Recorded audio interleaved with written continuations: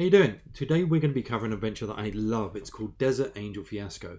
When you get this adventure, you actually get two versions of it. It was written in 5e, so it's got the 5e version, but it also has the OSR version of it. I'm going to be going through the OSR version. They're practically identical. It's just the monster stat blocks are a lot smaller, so it's going to make it a little bit easier. But yeah, I've run this. I've had a blast. It's designed for a one-shot, and it's freaking awesome. So let's just get stuck in. Okay, so it's by there's a guy who does Dungeon Aid Adventures on Drive-Thru RPG, Joseph Robert Lewis. His stuff is amazing, really, really well written, great put together, just fantastic adventures. Generally, I don't think I've read a bad one yet. So this is a one-shot. Okay, it's designed to be a one-shot, and it's structured in a brilliant way to allow you to pace it for a one-shot. But you could easily run it over 2 sessions if you want, because there's a huge amount of content there. So here's the intro here. Some say the world is dying, others say the desert is growing. In either case, merchants and prices have always designed new ways to cross the Great Sand Sea. Today, someone has found a new way to fly over it. Who will attempt to join the maiden voyage of the Desert Angel? Okay, so in short, there's this huge sand sea. Generally, it takes a long time to get across it. Somebody has found a new way to fly across it in an airship type thing, and this is the first journey of that ship.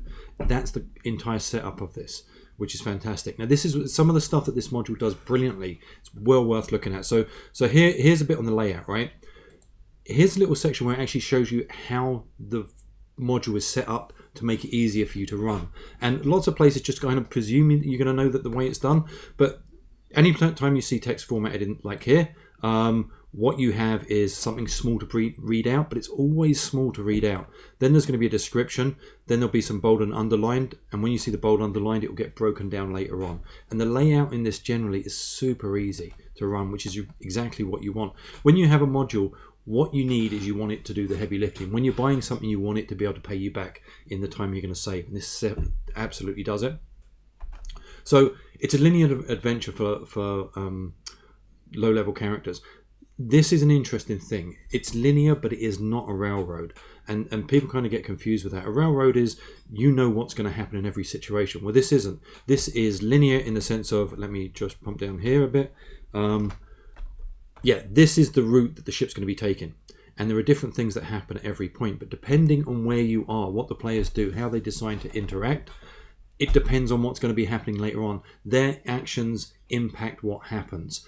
So although there is a certain area that you're taking, what they do makes a huge difference, which means it's definitely not a railroad, which is cool.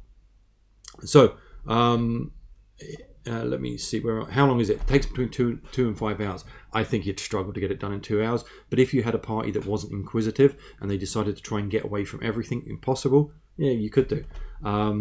So combat. This is kind of cool. So basically what happens is the sailing checks along the way, and we'll break into that. Those sailing checks the players can have an impact on. And what they do with those checks and how often you do those checks can actually ratchet up how often combat will happen. So you can pack this module with loads and loads of stuff to do. Or you can slow down the pace, which is really, really cool. Also, again, really great design, telling you what prep work you need to do.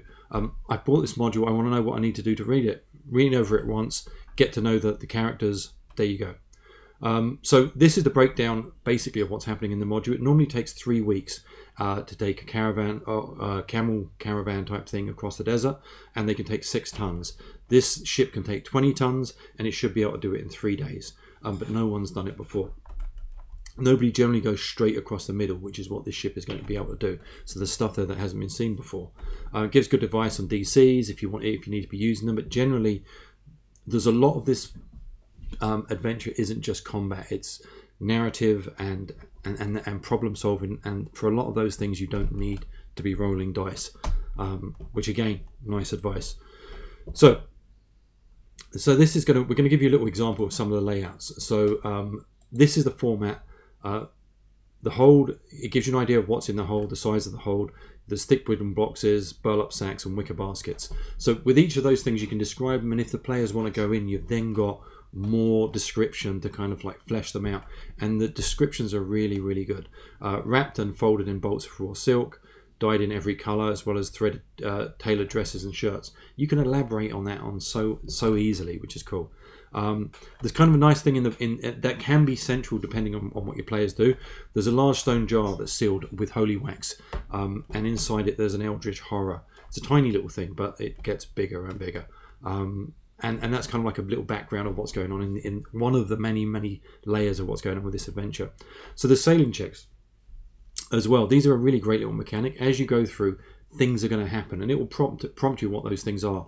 Players can influence this by saying that we want to go investigate, or we don't, or we want to avoid. Essentially what you do is you roll a d6. 1, 2, 3 is a fail, 4, 5, 6 is a pass, and there's modifiers if the ship has been damaged, if the captain's alive. So the more good things that have happened, the better, the less chance of bad things happening. Personally, the way that I'd be doing this is I'd be letting the players roll that check.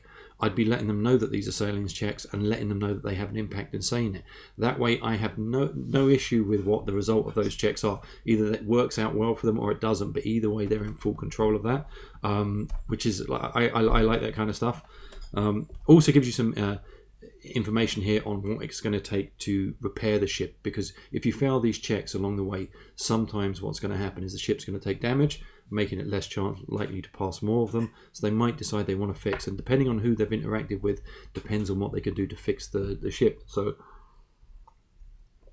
sorry, again, these are small touches. I really like this as a diagram. It shows you the ship, which is a picture of the ship, but it also gets you a really good idea of where is where, just by a couple of boxes. It's a visual thing that kind of helps with my brain, which I like. So cool. So here's kind of like what's going to happen. They're going to go out. They're going to hit into the dead sun. In the side there's a big golden pyramid. I'm not going to break down every single thing in this, because in short, this is an amazing adventure, so you're probably going to end up getting it anyway, but I'll break down the best parts of it. So I love this. There's a page on characters. The characters matter. The descriptions are brilliant. So if you look here, Captain Ava Barra, short white hair, dark brown skin, patch over left eye, expensive silks, loose golden headscarf, expert sailor, protective of her ship, tells bizarre sailing stories. You know exactly how to play them. The quartermaster here, it goes on, really good descriptions of them, secretly planning on killing the captain. That's just great. And things happen as the adventure goes on that the players either do or don't have impact with. So, and there's loads of these little secrets for the different characters in here. So none of them are just like crap characters. They've all got their own little plans that they're going to be trying to make throughout it. And one page describes exactly what they are. So here, one of the great things this does as well is it splits into a 3-day trip into days and nights, and straight off tells you kind of like this is the general layout. So it tells you where people are, so you know exactly how people are going to interact, or if they go who they're going to find. It gives you a breakdown of the things that can happen today, which again, really cool overview.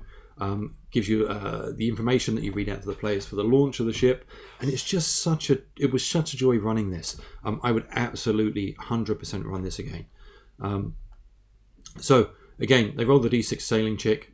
If it passes, the captain's. So these are kind of examples of some of the sailing checks. So you'd read to the players: you sail over the golden dunes. Captain peers into the distance and set a same course. You roll a saving check. If it passes, the captain spots a line of giant sand fleas about to leap on the ship and deftly avoids them. If it fails, dozens of giant sand fleas leap in the air, 6 land on the deck. You now have a combat on the deck of the ship. This is a really basic one. There's a lot more cooler ones as you go on, but it gives you this idea, and that's one of the reasons why I'd be letting the players roll the dice, because they're having that impact on it. So again, this kind of gives you an idea of some of the cool things of how it's been laid out. Between the dense mounds of greenery stretched along the shore, sparkling pool. My reading is not good today. But there are so many of these kind of descriptions. So the players see an oasis. There's an oasis there. Players can either have the impact to go and have a look at it or not have a look at it. If they go there, they pick up loads of really, really cool stuff. And that's kind of like happens again and again with all these spots on this journey. We'll go through a couple of them here briefly. here I wanted to point out this for the strength of the layout as well. So if you look here, around noon, you see that the desert floor is covered in large swirling vortexes of sand. Between these whirlpools and decaying wooden ship lies on a crusty ridge, a figure stands on the wreck waving at you. So you've got the three underlying things, which then breaks down underneath into these points: your whirlpool, your ship, and the figure. The players when I ran this stopped here, and there's really cool characters that you actually find in this. This is a character that's probably been there for we don't know how long. They've got a mask over their face that they can't see, and they can actually heal wood. And the next one, there's a rock spire. Now, if the players go and investigate it, there's lights up on there. If they do, there's actually thieves up on this rock spire that are planning on raiding the ship. If they don't do it, the thieves are later on going to raid the ship, and they're going to have that encounter. If they do go up there, they have an impact. And this gives you an idea of just the cool items in here. It's not +5 sword or crap like that. It's a wearable collapsible hang glider that can carry one person. The user must launch from at least 60 feet. A glider can travel 50 miles. While flying, the player cannot use their hands for any other action. That's an amazing kind of piece of gear for players to have. And if they go and do this, they can, if they interact with them, there's potential of them getting this gear. And that's one of the reasons I love this, is this does so much heavy lifting for you to create an amazing adventure. Then you have the knights. Knights are somewhat different. There's the midnight raid that the players would have had if they didn't interact with them. So it's only if, again, you've got all these things that happen only if the players haven't done this thing next.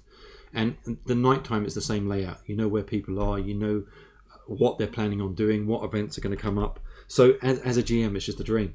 Let me see what else we've got. Sailing checks. So here's a couple of examples of other sailing checks. The stone arches. So if the players pass the sailing check, and it does depend on who's alive and what's happened, they pass through no issue. If they fail, the ship takes damage. They then have to potentially repair it or have more chance of failing ones. This is a giant amber nest bulges from the rock wall. So there's amber wasps there. So they can either avoid it or they don't. Again, giving that kind of like idea of control back to the players by letting them roll. And these are just, there's loads of this kind of stuff, which is really, really cool. Again, like you're going along, there's this huge kind of iridescent blue crater that they meet, and there's sun zombies in there that are just kind of like bursting into flames and walking around, and within there is a golden pyramid. So hopefully your inquisitive players are going to want to dig into it, and if they do this, yeah, it's just amazing, right?